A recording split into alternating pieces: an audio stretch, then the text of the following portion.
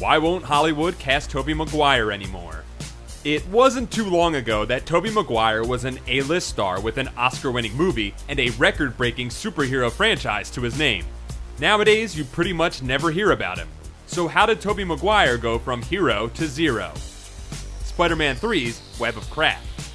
The Spider-Man franchise made Tobey Maguire a superstar, but it also stunted his career.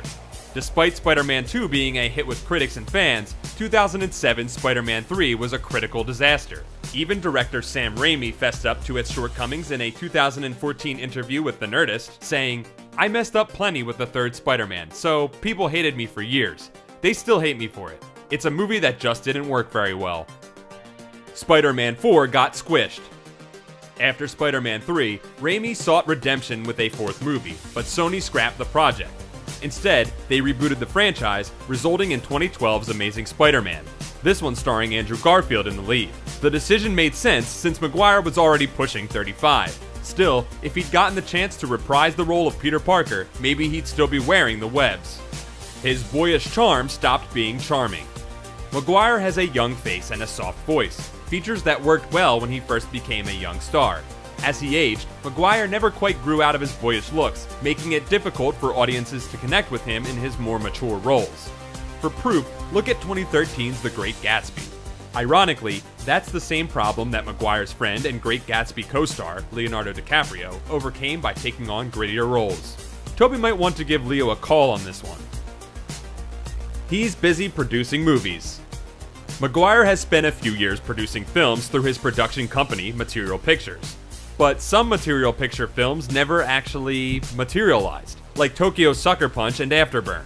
And the films co-produced by Maguire that did make it to the screen haven't done too well.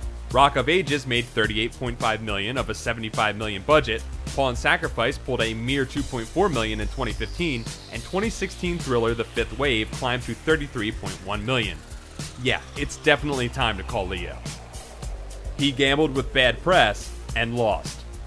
In 2011, Maguire was linked to an illegal poker club that allegedly involved Matt Damon, Ben Affleck, and DiCaprio.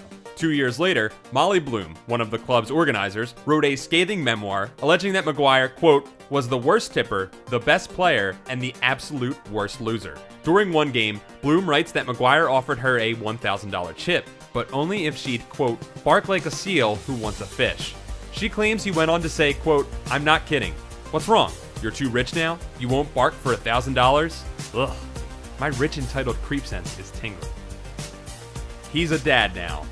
Maguire is in his 40s now, married and has 2 kids. Maybe he just bowed out of Hollywood to relax and be a family man. That certainly wouldn't be unheard of for an actor who headlined one of the biggest movie franchises in the world for 6 years. Maybe he just doesn't have to care that much anymore. Emo Spider-Man would be so proud. Thanks for watching. Don't forget to like and subscribe if you want more.